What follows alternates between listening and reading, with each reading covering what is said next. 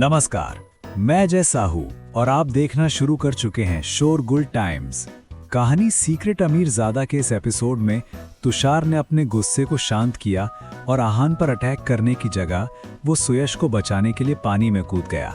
आहान ने अब ज्यादा कुछ नहीं बोला और शिप पर चढ़ने लगा।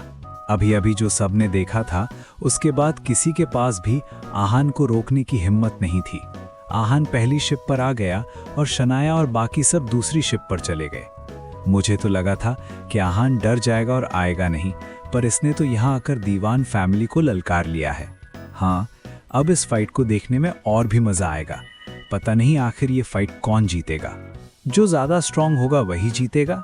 मुझे लगता है कि तुषार ही ज्यादा स्ट्रांग है। ये फाइट तो वही जीतेगा। आखिर दीवान फैमिली में इतने सालों से जैब पंच तकनीक जिसे अब तक कोई मास्टर नहीं कर पाया है। हाँ, मुझे भी ऐसा ही लगता है। आहान अभी भले ही कह रहा है कि वो कल्टीवेशन में था, पर मुझे लगता है कि वो झूठ बोल रहा है। इस वक्त मार्शल आर्टिस्ट्स आहान और तुषार के बारे में डिस्कस कर रहे थे। ये फाइट आखिर कौन जीतेगा। इस एपिसोड की शुरुआत कुछ इस तरह से होती है। चलिए अब जानते हैं इस एपिसोड में आगे और क्या कुछ नया होता है। सब ये मान लेते हैं कि आहान नहीं आएगा। तभी धर्म योगेश से पता करने को कहता है कि उनके प्लान बी के बारे में क्या हुआ। जब तुषार सुयश को फोन करता है तब उसे पता चलता है कि आहान आ रहा है।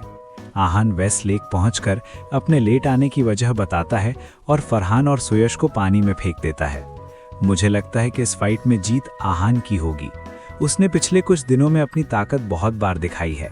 ऐसे में उसका साथ ना देना बेवकूफ़ी होगी। हाँ, मुझे भी ऐसा ही लगता है। मेरे हिसाब से भी आहान ही जीतेगा। जैसे ही आहान वहां आया था, बहुत जल्दी मार्शल आर्ट डिसिपल्स और आर्टिस्ट्स ने अपनी साइड्स चूज कर ली। कुछ को लग रहा था कि आहान जीतेगा, तो कुछ लोगों को लग रहा था कि तुषार जीतेगा।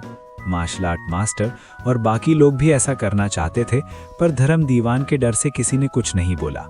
आहान इस वक्त शिप पर आ गया था और वो सबसे पहले फिरोज के पास गया। फिरोज सर, आहान ने कहा और रिस्पेक्टफुली फिरोज को प्रणाम किया। वो वहां किसी और को नहीं जानता था, इसलिए उसने किसी से कुछ नहीं कहा।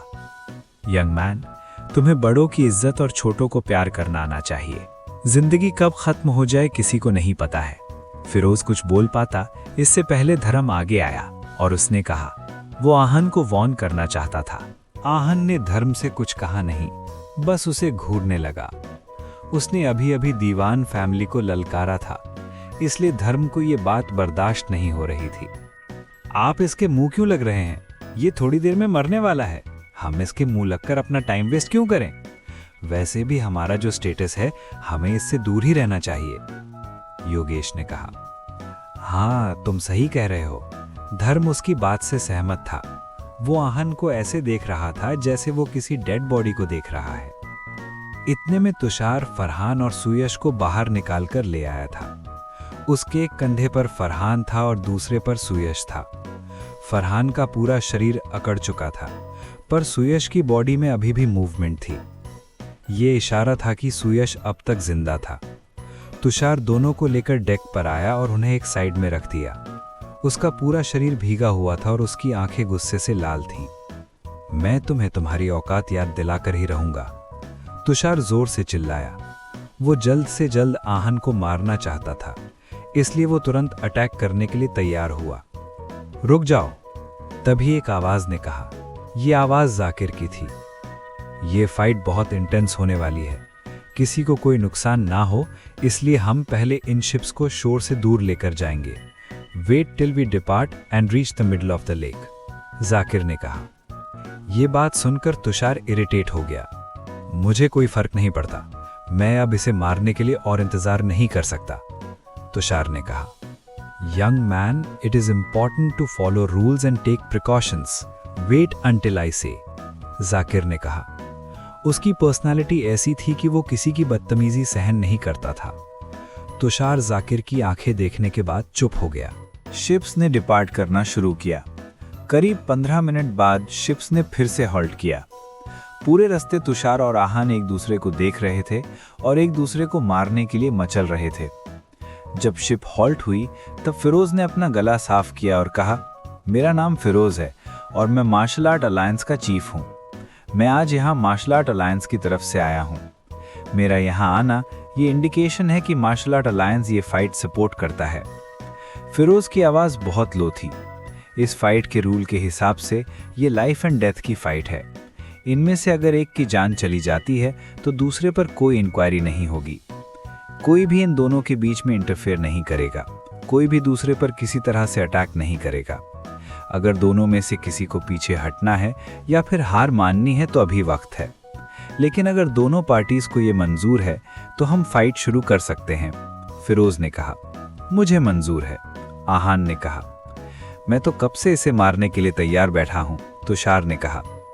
दोनों फिरोज की तरफ देख रहे थे और फाइट शुरू करने के ऑर्डर का इंतजार कर रहे थे। ठीक है। फिरोज डेक से नीचे उतरे और उन्होंने फाइनली कहा, लेट द फाइट बिगिन। आज तुम्हारी जिंदगी का आखिरी दिन है, तुषार ने कहा। जितनी तुम्हारी जबान चलती है उतने तुम्हारे हाथ पैर भी चलते हैं या नहीं?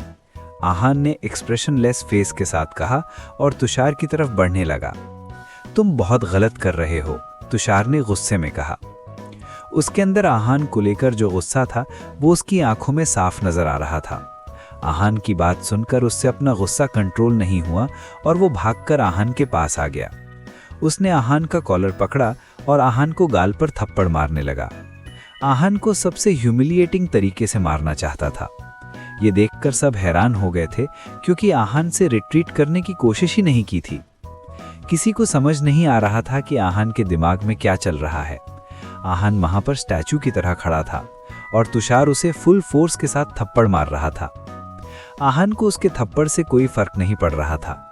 वो वहां खड़े खड़े अपनी इनर एनर्जी को सर्कुलेट कर रहा था। जब उसकी सारी एनर्जी उसके राइट हैंड में आ गई तब उसने फिस्ट बनाई और तुषार के हाथ को रोका। Cannon fist.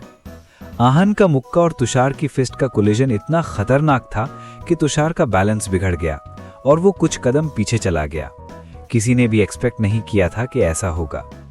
तुषार अपने आप को बहुत स्ट्रांग बता रहा था, पर सिर्फ आहान के ब्लॉक करने की वजह से तुषार का बैलेंस बिगड़ गया था और आहान अभी भी वहीं पर खड़ा था। इसका मतलब सिर्फ ये था कि आहान सिर्फ बोलने के लिए स्ट्रांग नहीं था, बल्कि उसमें सच में बहुत ताकत थी। तुषार का बिगड़ता बैलेंस देखकर सिर्फ मार्शल आर्टिस्ट्स और मार्शल आर्ट मास्टर्स ही नहीं, बल्कि दीवान फैमिली भी हैरान थी।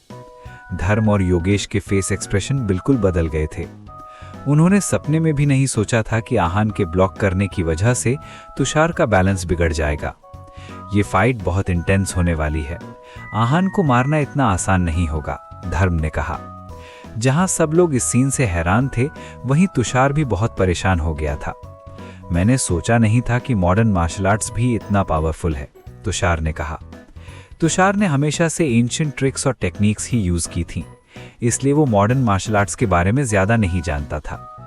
एक डिफेंस मूव की वजह से तुषार का बैलेंस बिगड़ गया था और उसका हाथ सुन हो गया था। ये देखकर मयूर और बाकी लोग बहुत एक्साइटेड हो गए। Wow brother Aahan, just kill him, Mayur ने चिल्लाते हुए कहा। ये सुनकर देवांश और बाकी सब भी चीयर करने लगे।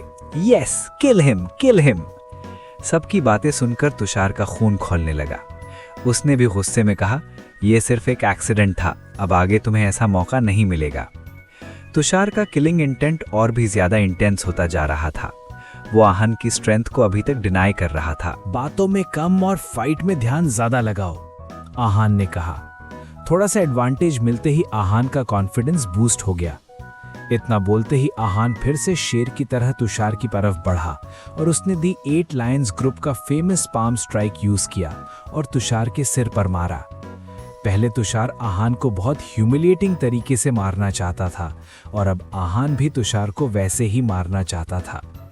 अपने सिर पर पावरफुल बैंग झेलने के बाद तुषार को और गुस्सा आया और उसने आहान को एक मूव में मारने का फैसला कर लिया था। मैं तुम्हें आज सिर्फ जान से मारूंगा नहीं, बल्कि तुम्हें पूरी तरह ह्यूमिलिएट करके मारूंगा, तुषार ने कहा और आहान पर अटैक करने के लिए हवा में उछला। तुषार ने अपना पंच तैयार कर लिया था, पर आहान ने वक्त रहते डॉज कर लिया, इसलिए वो पंच जमीन पर लगा और आहान साइड हो गया। हैं? आहान ने सरकास्टिकली कहा। वो तुषार को गलती करने के लिए प्रवोक कर रहा था। अब तुषार ने केयरलेसनेस छोड़कर सीधा दीवान फैमिली का फेमस जैब पंच यूज करने का फैसला किया। जैब पंच बहुत साल पहले दीवान फैमिली के ग्रैंड मास्टर ने इन्वेंट किया था। इसमें सिर्फ इंडियन मार्शल आर्ट्स ही नहीं बल्कि चाइनीज मार्शल आर्ट की तकनीक भी यूज होती थी। आहान ने जैसे ही तुषार पर अटैक किया, तुषार ने अपना जैब पंच यूज किया और उस अटैक को ब्लॉक किया। ये ब्लॉक इतना पावरफुल था कि अब आहान का बैलेंस बिगड़ गया और वो कुछ कदम पीछे चला गया। वहीं तुषार एक ही जगह पर खड़ा रहा। यहाँ पर वही हुआ जो पहले हो चुका था, पर बस अब कैरेक्टर्स बदल गए थे। बिना किसी के रिएक्शन के वेट किए और बिना तुषार को खुश होने का वक्त दिए, आहान तोप के गोले की तरह तुषार की तरफ भागा और उस पर अटैक किया। आहान ने तुषार को अपना अगला मूव करने का बिल्कुल वक्त नहीं दिया था, पर तुषार डॉज करने के लिए तैयार था। उसने आहान के पंच को अपने हथेली से ब्लॉक किया और अपनी बॉडी को राइट साइड की तरफ झुका लिया। इसके बाद उसने अपनी इनर एनर्जी को सर्कुलेट करना शुरू किया और अब उसके दोनों हाथों में जैब पंच की ताकत थी। आहान को एहसास हो गया था कि तुषार कोई डेडली मूव करने वाला है, इसलिए उसने अपनी बॉडी को स्क्वाट पोजीशन में किया और अपने पैर से तुषार की लोअर बॉडी को अटैक किया। आहान ने यहाँ पर स्वीप फीट तकनीक यूज की थी। ये तुषार की समझ के परे था, फिर भी उसने उछलकर अपने आप को बचा लिया था। लोग बहुत ही इंटरेस्टिंग फाइट देख रहे थे। कोई समझ नहीं पा रहा था कि आखिर इस फाइट का रिजल्ट क्या होगा। एक पल में तुषार के पास एडवांटेज होता था तो दूसरे ही पल आहान के पास अपर हैंड होता था। बस बहुत हो गया, तुषार जोर से चिल्लाया। उसमें आहान को मारने की बेचैनी बहुत ज्यादा बढ़ गई थी। उसने फिर से जैब पंच का इस्तेमाल करने का फैसला किया। इस बार तुषार ने अपनी पोजीशन बदली और आहान पर अपनी पूरी इनर स्ट्रेंथ के साथ अटैक किया। इस बार तुषार का अटैक वेस्ट नहीं हुआ। आहान को डॉज करने का वक्त नहीं मिला और उसका बैलेंस बिगड़ गया। आहान के अटैक की स्पीड भी कम हो गई और तुषार को वक्त मिल गया। इस अपॉर्चुनिटी के साथ तुषार फिर से आहान पर अटैक करने के लिए आगे आया, पर अब आहान ने अपनी एनर्जी यूज करके अपने शरीर को हवा में उछाला और अपने राइट लेग से तुषार को किक किया। तुषार को जब तक ये रियलाइज होता तब तक बहुत देर हो चुकी थी। तुषार के पास डॉज करने के लिए वक्त नहीं था, इसलिए उसने अपने हाथ से आहान को रोकने की कोशिश की। आहान का किक तुषार के हाथ पर लगा और वहां पर वाइब्रेशंस होने लगे, क्योंकि एक का अटैक और दूसरे का डिफेंस बहुत स्ट्रांग था। ये फाइट तो बहुत ज्यादा नेक टू नेक हो रही है। ऐसे में कौन जीतेगा इसका अंदाजा लगा पाना इम्पॉसिबल है। This fight is worth the wait. लोग आपस में बात कर रहे थे। क्या आगे इस फाइट की इंटेंसिटी और भी ज्यादा बढ़ जाएगी या फिर दोनों में से कोई अपना अल्टीमेट किलिंग मूव यूज करके फाइट को खत्म कर देंगे। बस इसी के साथ ही एपिसोड समाप्त होता है। इस एपिसोड को आगे बढ़ाते हुए कल फिर मुलाकात होगी। आगे जानने के लिए बने रहिए हमारे चैनल शोरगुल टाइम्स के साथ। आज के लिए बस इतना ही। अब कल तक के लिए इजाजत। नमस्कार, धन्यवाद। आप अपने सेहत का खूब ख्याल रखिएगा।